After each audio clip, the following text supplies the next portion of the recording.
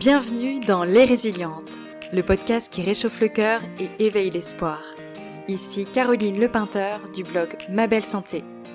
Ex-Pondy Warrior, je suis naturopathe, coach et je vous accompagne au travers de ce podcast dans l'univers de la résilience. Que ce soit lors d'échanges inspirants avec des guerrières ou d'exploration de thèmes essentiels en solo. Car ici, dans Les Résilientes, nous croyons en la capacité de chacune à trouver la lumière au bout du tunnel, à prendre en main sa santé de manière naturelle et à se réinventer malgré la maladie.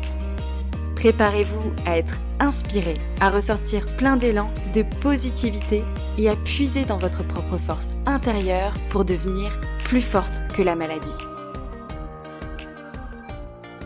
Bienvenue! Pour ce premier épisode de podcast, je souhaite vous partager mon parcours avec la spondylarthrite ankylosante.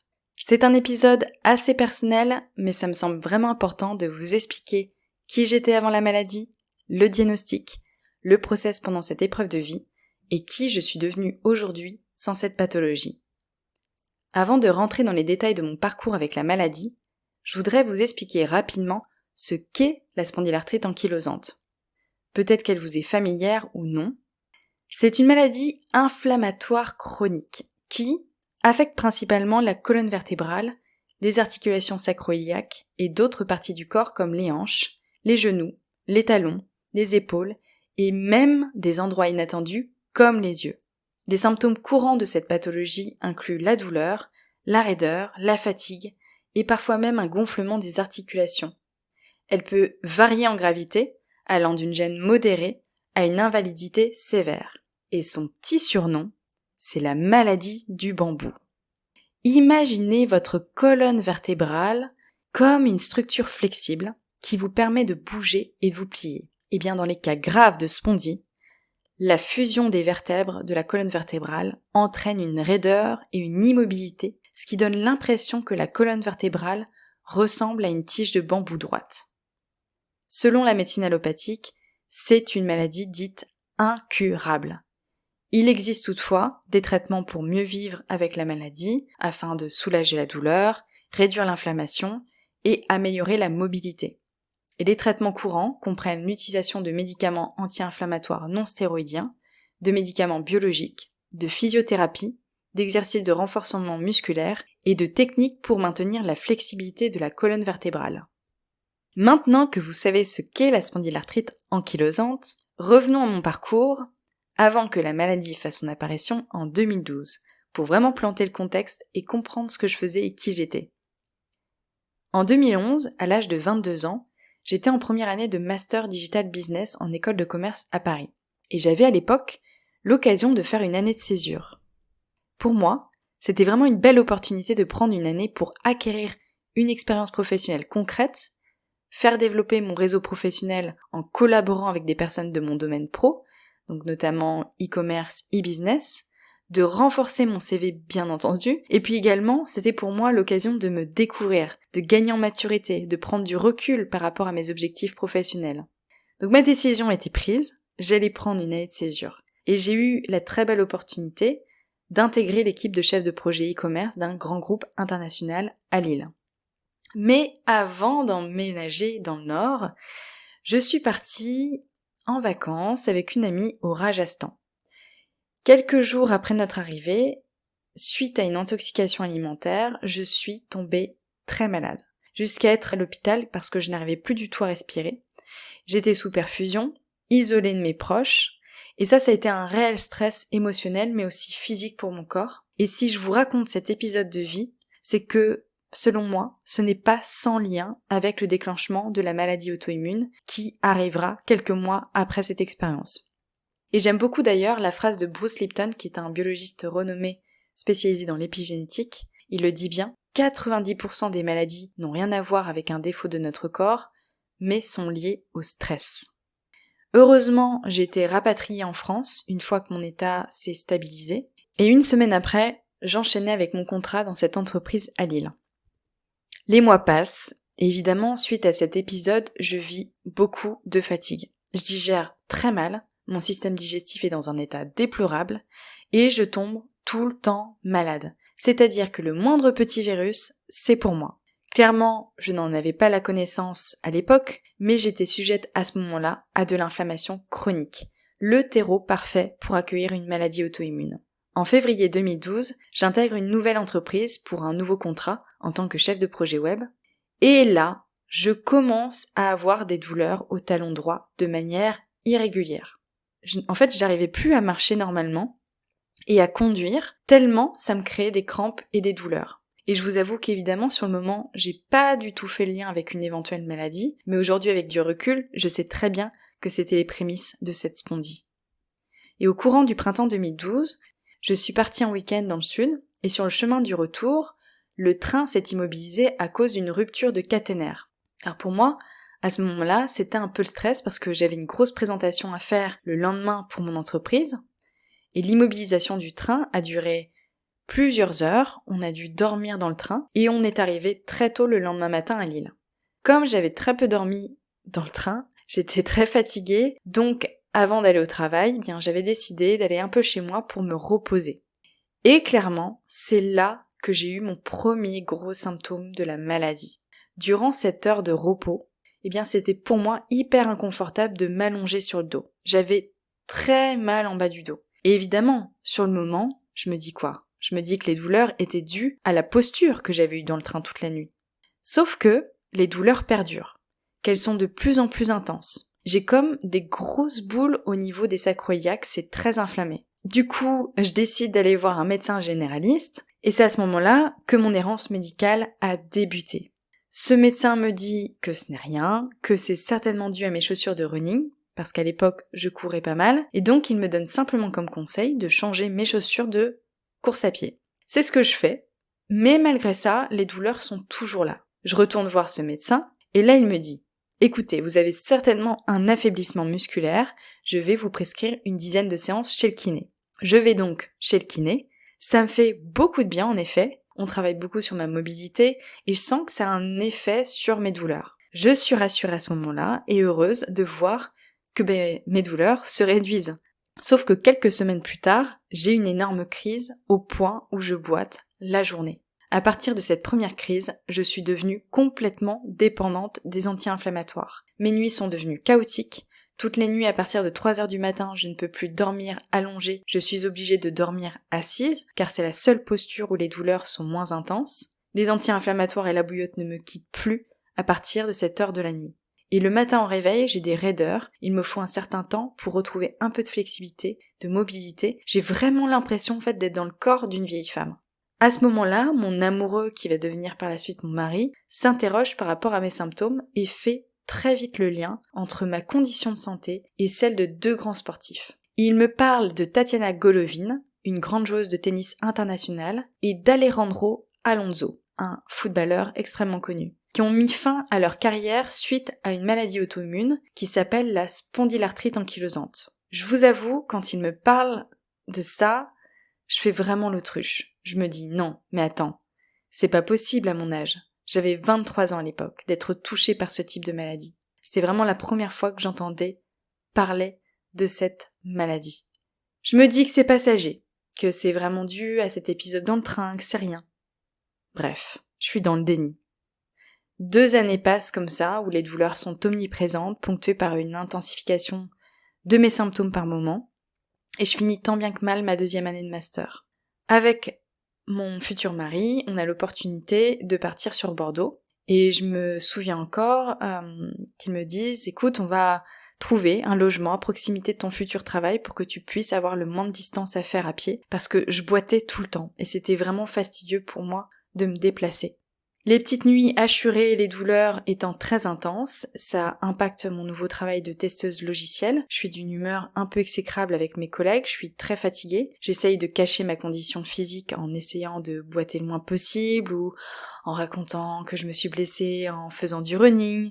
Et finalement, c'est assez difficile quand même de cacher ce que je vis. Mes collègues s'en rendent bien compte qu'il y a quelque chose qui cloche. Donc je décide en toute franchise de leur en parler. Et il me conseille fortement d'aller voir un rhumatologue. Donc nous sommes en 2014 et c'est à ce moment-là que je prends rendez-vous avec un rhumatologue. Donc ça faisait déjà 2 ans que je vivais comme ça. Donc pour moi c'était devenu une habitude d'avoir des douleurs. Quand j'ai eu rendez-vous avec le rhumatologue, je m'attendais vraiment au pire et je m'étais préparée, vu que les symptômes étaient toujours là au bout d'un certain temps. Je m'étais dit que oui, il y avait vraiment quelque chose de très sérieux dans mon corps. Donc il me fait faire une batterie d'examens assez poussée, IRM, des analyses de sang, notamment celles pour vérifier le gène HLA-B27, des examens aussi au niveau de mon cœur, parce que souvent ce type de maladie impacte aussi le système cardiovasculaire. Bref, je fais pas mal d'examens à droite et à gauche. Sur l'IRM, il n'y a pas de lésion mais un début de soudure qui commence à se faire, des marqueurs inflammatoires, plus au niveau de mes analyses sanguines, et le HLA-B27 positif. C'est lors de mon deuxième rendez-vous que le rhumatologue pose le diagnostic et me dit qu'au vu du tableau des symptômes et des résultats des différentes analyses, j'ai la spondylarthrite ankylosante. Évidemment, à ce moment-là, c'est la grosse douche froide, même si je m'étais préparée à ça, puisque je vous rappelle, mais il y a 2 ans, mon mari me disait que c'était assez bizarre que je vive les mêmes symptômes que 2 grands sportifs.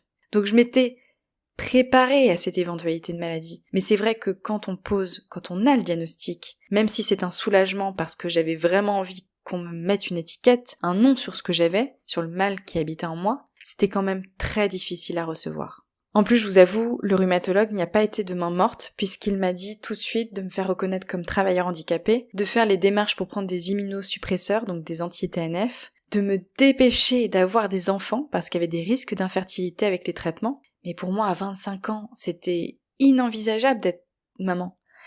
Que sur le moyen long terme, il y avait un risque de cancérisation de l'estomac. Et il m'a dit des mots comme maladie incurable, on n'en guérit pas, traitement à vie. Et en sortant de cette consultation, je me suis écroulée. Ma première réaction, ça a été l'incrédulité. Comment est-ce possible que je puisse être atteinte d'une maladie dite incurable à l'âge de 25 ans? Puis est venue la colère. Pourquoi moi? Qu'est-ce qui cloche dans mon corps? De quoi ai-je hérité? Et je dois dire que j'en voulais à la lignée de ma grand-mère paternelle qui était originaire de Corse, car le rhumatologue m'avait partagé le fait que le HLA-B27 venait de lignée originaire de la Méditerranée. Le reste de ma famille étant 100% normande, alors vous comprendrez bien que j'en voulais à tort à ce côté-là de ma famille. Ensuite est venue la culpabilité. Qu'est-ce que j'ai fait pour déclencher cette maladie? Peut-être que j'ai eu un rythme de vie qui n'était pas correct, que j'ai peut-être abusé au niveau de mon corps par rapport à mon alimentation. Et puis enfin est venue la peur. Que vais-je devenir? Comment vais-je vieillir? Je pense que toute personne qui vient un diagnostic avec une maladie auto-immune passe par cette cascade d'émotions. Et à l'annonce de cette épreuve, s'est enclenché en moi des mécanismes de protection, où j'ai minimisé ce qui m'arrivait. J'étais vraiment dans un déni, et j'étais même dans un refus de me battre contre cette soi-disant maladie. J'ai pas du tout envie de prendre un traitement, et pour moi c'était inconcevable de me dire que j'allais prendre à vie un traitement médical, surtout à l'âge de 25 ans, et je me suis aussi isolée. J'étais dans ma bulle. Je parlais peu de mon diagnostic. Et je me souviens aussi que le diagnostic avait provoqué en moi des crises de tachycardie. J'étais sous haute tension, avec beaucoup de stress et avec des émotions très inconfortables. Je me rappellerai toujours de ce jour où un dimanche, ma belle-mère dans sa cuisine me dit « Écoute Caroline, tu devrais arrêter le gluten et le lactose et encore d'autres aliments. » Je me souviens la regarder, mais d'une manière, vous plaisantez? Moi, la normande et l'épicurienne que je suis, arrêter ces choses-là? C'est pas possible. Et pourquoi je devrais arrêter ces aliments-là? Elle me raconte que suite à une de ses lectures du magazine Alternative Bien-être, il est recommandé de suivre le mode alimentaire anti-inflammatoire, le régime signalé, dans le cadre d'une maladie auto-immune. Sur le moment, très franchement, j'étais un peu sous le choc de tout ce qu'elle m'a dit, et puis comme je suis curieuse, je me suis renseignée sur ce fameux régime signalé. J'ai acheté et lu aussitôt le livre « Réduire au silence sans maladie avec le régime signalé ». Et je dois dire que ce livre a marqué un tournant décisif dans ma vie. Il m'a délivré un réel message d'espoir. Et à la fin du livre, j'avais la conviction que tout était possible. Je me souviens encore de l'avoir dévoré en une journée, tellement mon espoir vers la guérison grandissait. C'est grâce à cet ouvrage que j'ai osé me lancer à fond, sans réfléchir dans la réforme de mon hygiène alimentaire. Et il faut comprendre que j'étais quelqu'un de très cartésien, de très épicurien, mais pas du tout ouverte sur les médecines alternatives, les médecines complémentaires. J'étais assez hermétique et d'ailleurs pour moi, acheter du bio, c'était vraiment bobo, je voyais pas l'intérêt. Donc il y a vraiment eu un switch en moi. Et à ce moment-là, j'ai décidé de me faire accompagner en naturopathie. Et ça a été le tremplin vers mon ouverture aux techniques naturelles intégratives. Si vous ne connaissez pas la naturopathie, eh bien, il s'agit d'une pratique de santé naturelle qui est considérée par l'Organisation mondiale de la santé, l'OMS, comme la médecine traditionnelle occidentale, au même titre que ses voisines, la médecine traditionnelle chinoise ou l'Ayurveda. Toutes les trois, elles se distinguent de la médecine conventionnelle allopathique que l'on connaît tous, en ayant une approche globale et préventive du terrain. Donc elles sont fondées sur un principe holistique. La naturopathie, elle vise à appréhender l'individu dans sa globalité, que ce soit sur le plan physique, psychique, émotionnel et énergétique. Elle cherche vraiment l'équilibre général du corps, ainsi que les causes des troubles pour établir la stabilité en utilisant des méthodes naturelles et non agressives. Donc les 10 techniques les plus utilisées en naturopathie sont l'alimentation, la psychologie avec la gestion du stress et des émotions, la relaxation, la sophrologie par exemple, les exercices physiques, l'hydrologie avec l'utilisation de l'eau en local, générale, chaude, froide, les techniques manuelles avec les massages non médicaux, les techniques respiratoires, la phytologie et l'aromatologie avec les plantes et les huiles essentielles, la réflexologie, les techniques énergétiques comme par exemple le recours aux aimants, les techniques vibratoires avec comme exemple l'utilisation des couleurs, des élixirs floraux. Grâce à la naturopathie, j'ai compris que je n'étais pas qu'un être physique et qu'il était important de prendre soin de mon état émotionnel, mental, énergétique. Donc avec le suivi en naturopathie, j'ai changé complètement mon alimentation, je suis passée à du biologique et à un mode alimentaire complètement anti-inflammatoire, et en parallèle, j'ai pris soin de mes intestins et enrayé mes carences nutritionnelles.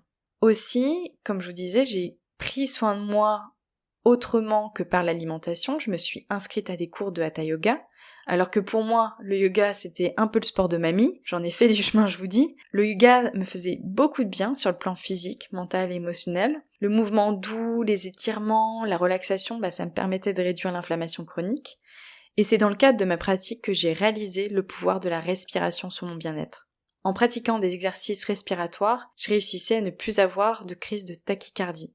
En plus, toutes les semaines, je recevais un massage Shiatsu. Donc ça, c'était vraiment génial, ce massage japonais, parce que quand j'en ressortais, j'avais beaucoup moins mal, et le lendemain, je n'avais plus de douleur. Donc ça, c'était top. Et j'allais également dans un centre de naturopathie pour suivre le protocole de sauna thérapeutique. Donc j'y allais une fois par mois, voire 2. La chaleur du sauna, en fait, me soulageait. Elle soulageait ma raideur articulaire et mes douleurs. Donc voilà, d'une manière non exhaustive, les premières actions que j'ai posées au départ de mon parcours de rémission, et c'était vraiment des techniques qui me convenaient à moi à ce moment-là de ma vie. Bref, vous aurez compris qu'en 2014, suite au diagnostic, j'ai décidé de faire autrement, de reprendre en main les rênes de ma santé, de redevenir l'actrice de mon bien-être, et je m'étais dit, ok, je teste, j'expérimente, et je vois ce que ça donne. Si vraiment je ne vois pas une amélioration de mon contexte de santé, j'irai voir à ce moment-là les solutions de traitement allopathique comme les anti-TNF. Mais au bout de 3 mois de changement de mode de vie, j'ai commencé à remarquer un adoucissement de mes douleurs. Et au bout de 6 mois, je ne boitais plus dans la journée. À ce moment-là, je me suis dit, ça marche. Je continue. Et j'ai continué, je me suis battue, j'ai persévéré, j'ai poursuivi mon nouveau mode alimentaire et j'ai surtout pris soin de moi sur tous les plans, que ce soit sur le plan physique, le plan mental, le plan émotionnel et le plan énergétique, parce que j'ai pris conscience que mon état de santé ne pouvait s'améliorer que si je prenais soin de moi dans ma globalité. Et je ferai d'ailleurs un épisode sur les pratiques techniques qui ont été des game changers pour l'amélioration de mon contexte de santé. Je ne me suis pas laissée entraîner par la spirale de Calimé-Roland que l'on peut trouver dans les maisons de santé ou sur les forums parce que j'avais envie d'entretenir cette flamme de positivité, d'espoir, d'optimisme. J'ai beaucoup lu, j'ai énormément regardé de vidéos YouTube en lien avec des parcours de résilience, malgré des défis de santé, et c'est vraiment une clé importante, mais en façonnant mon mindset de manière positive, j'avais la conviction que je ne pouvais qu'aller mieux. Et évidemment, il y a eu des moments de découragement, de peur, mais j'ai jamais lâché et je me suis fait tout le temps accompagner par différents thérapeutes. Voyant qu'il était possible d'aller mieux, j'ai décidé d'intégrer une école de naturopathie pour encore plus apprendre sur moi-même, ainsi que des techniques, et surtout pour me reconvertir, parce qu'à l'époque, dans mon métier de testeuse logicielle, je vivais un Bauhaus, Et j'avais vraiment besoin d'aller vers un métier où l'humain était au centre. J'avais la conviction que cette épreuve de vie s'était mise sur mon chemin pour qu'à mon tour, je puisse aider un maximum de personnes à mieux vivre avec une maladie auto-immune. Et c'est ce que je fais aujourd'hui. Donc j'intègre en septembre 2016 le Sénato, une école de naturopathie dirigée à l'époque par Daniel Kieffer. Plus j'expérimentais et pratiquais des techniques spécifiques à mes besoins et mes déséquilibres sur tous les plans, physique, émotionnel, mental, énergétique, et plus mon contexte de santé s'améliorait. Au fur et à mesure, qu'est-ce qui se passe ? Je retrouve plus de souplesse, je peux redormir allongée, les crises s'estompent jusqu'à se réduire, et les symptômes se taisent complètement début 2017. Quand j'enregistre cet épisode, nous sommes en décembre 2023, et je n'ai toujours pas eu de signe de la maladie qui cohabite avec moi, la spondylarthrite ankylosante. Si je fais le bilan, voici un récapitulatif des clés de mon parcours de rémission. La prise de conscience que c'était possible d'aller mieux malgré la vision pessimiste du corps médical, notamment grâce à ma lecture du livre « Réduire au silence sans maladie grâce au régime signalé ». Mon ouverture aux médecines complémentaires et alternatives. Mon intention précise et claire de réduire mes symptômes sans être dépendante de la chimie. La mise en place de petites actions quotidiennes qui suivaient ma vision de mieux-être. L'approche holistique, mon suivi en naturopathie, chouchouter toutes les parts de moi, physique, émotionnelle, mentale, énergétique. Le soutien de mon entourage, de mes proches. Ma persévérance, mon courage, ma résilience, ma foi en mon corps. Toutes les connaissances et apprentissages qui m'ont permis à mieux me connaître. Comme vous pouvez le comprendre, je suis pleinement convaincue que l'on peut aller mieux en reprenant les mains de notre santé et de notre bien-être. Je défends l'idée que nous avons toutes et tous en nous les ressources intérieures pour aller mieux, que nous n'avons pas besoin d'attendre que les solutions viennent de l'extérieur, et je suis convaincue qu'il est possible d'aller mieux malgré la maladie chronique qui vit en nous. Et je le vois avec les personnes que j'accompagne aujourd'hui dans mon accompagnement dédié aux pathologies auto-immunes. Il est possible de reprendre le pouvoir sur sa santé de manière beaucoup plus naturelle. Mais ça demande de s'écouter, de se reconnecter à ses besoins profonds, à ses valeurs, d'être aligné à qui on est. Bref, à mieux se connaître. Et ça demande surtout d'aller visiter toutes ces facettes, que ce soit physique, mentale, énergétique, émotionnelle et spirituelle. Aujourd'hui, je suis naturopathe, coach, praticienne EFT et auteure du livre Mieux vivre avec une maladie inflammatoire au naturel.